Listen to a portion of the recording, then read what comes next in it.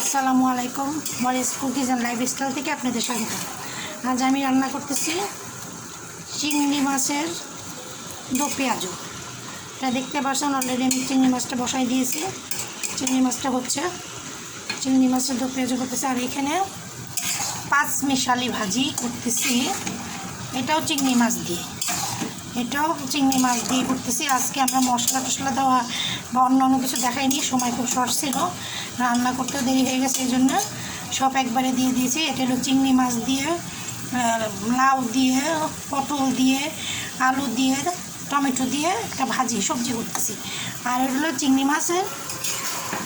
চিংড়ি মাছের দো পেঁয়াজু করতেছি, পেঁয়াজ দিয়ে টমেটো দিয়ে চিংড়ি মাছটা আমি ভুনা করতেছি।